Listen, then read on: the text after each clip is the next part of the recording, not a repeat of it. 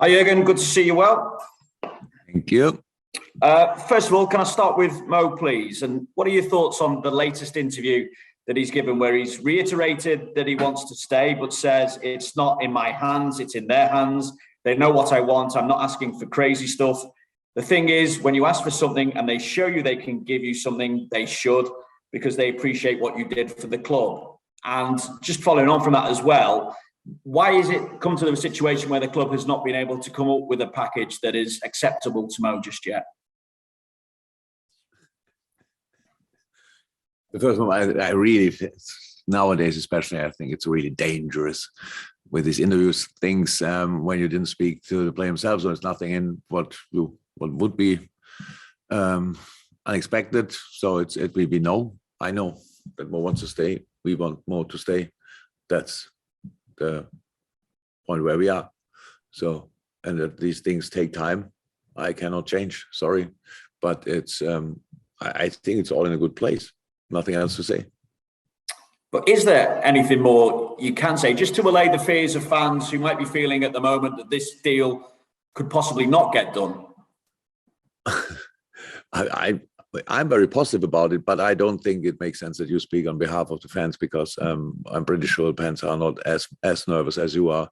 They know the club pretty long and know the people dealing here with the different things pretty long. So I think enough reason for being positive. But as long as it's not done, nothing is. We can't say anything about it. But good conversations. That's what I can say. So let's talk about football then. Obviously, a big game, a semi-final. And how are you looking squad-wise as well? I'm thinking Alisson, Thiago, Trent, Origi. How far away are they just at the moment? When are we likely to see them back? Trent and Ali trained yesterday. Div and Thiago not. So that's it pretty much. So all players who, like always in these times, all players apart from the injured ones who test negative are available. Injured or in Africa, playing Africa Cup of Nations. All the others should be available. Harvey Elliott looks really promising out on the pitch. Didn't train with the team yet, but I don't think we are too far away from team training. What he's doing in the moment looks really good. So Robbo got a little knock in the Shrewsbury game, but it's fine. I'm not sure I forgot anybody. Maybe you might help me, but the rest is available. Okay, we'll go to Juliet next for the BBC. I forgot to unmute. It's been a while. Jürgen, on Mo Salah, you've been saying the same thing for a couple of months now. Mo Salah's been saying the same things for a couple of months now. So surely, both parties, I would think, are heading in the same direction to try and get this sorted. Yeah. Right. but why does it seem to take so long if both parties want the same thing? I'm not experienced in transfers, so I don't understand it that much. Yeah, good. That's true, but it's that's right, because things take time.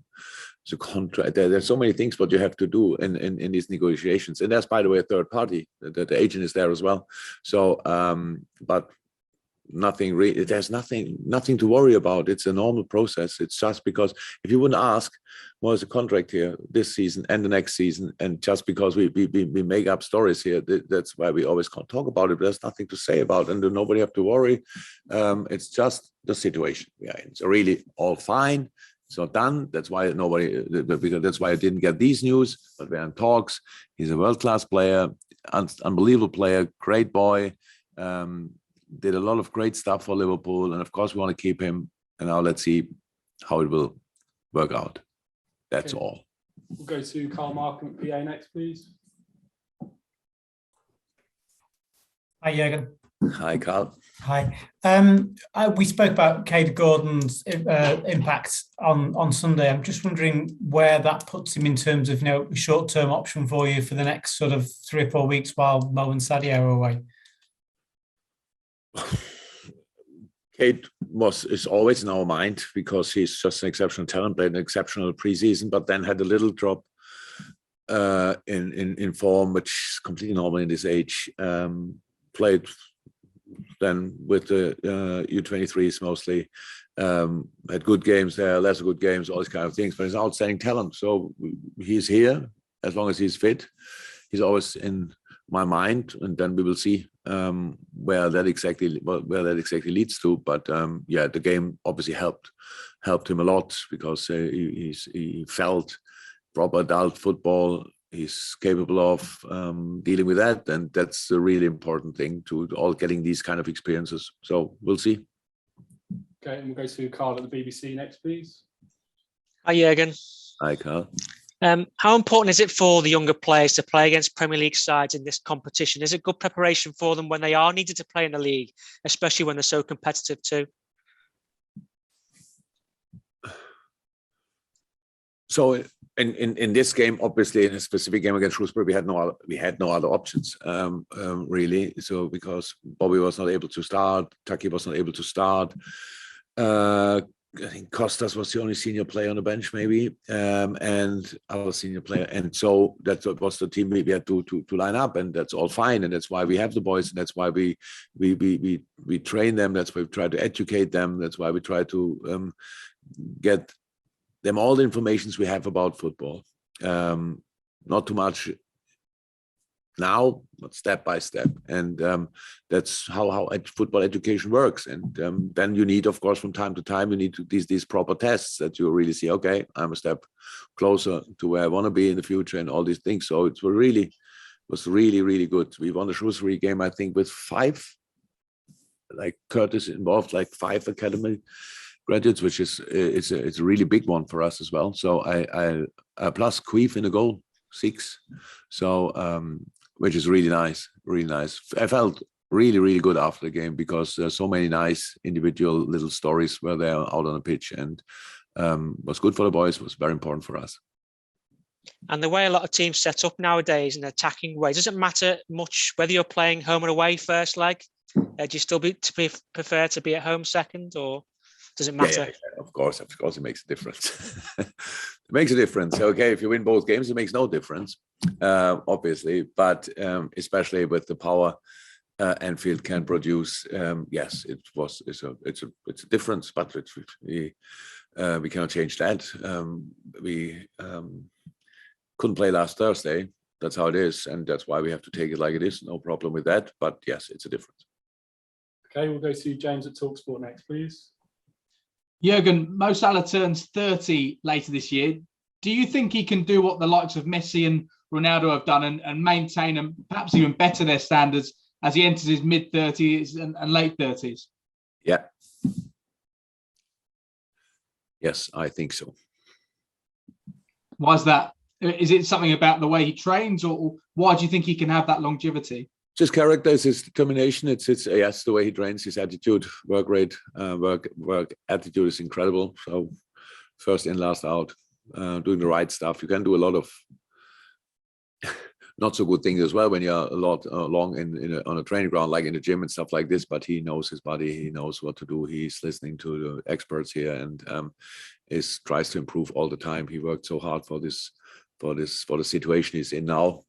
He will not waste it by doing less or whatever. So yeah, I'm as convinced as you can be. Okay, we'll take the last 2 questions from this section. We'll go to Sam Williams first. Hi, Jürgen. It's just a question on Arsenal, really. You obviously played them not so long ago at Anfield. How does that game inform not your selection, but your plan and stuff for this game? Does it at all? Or Yeah, it's influential. I mean, we use these pictures, we use other pictures for preparing for the Arsenal game. Obviously, since then, Arsenal wasn't a good moment then, but is now in a maybe even better moment. Resalvas play really exciting football. Mikkel is doing an exceptional job there, having a lot of young boys in this front. Yeah, 3 plus Lacazette, I think, which they usually play. Is really exciting to watch. Good setup, clear idea, and so I think they improved a lot between then and now. Even when they were already good then, we just played a really good game against them, and that's the team we will face. So that's a tricky draw. Okay, and the final question for the Open, we'll take Simon Hughes, please. Hi, Jürgen. Hi. Just on something you said following the press conference the other day. Sorry, I wasn't there to ask a question in relation to it. What did you mean about false positives when you spoke about that? And how do you think that situation came about?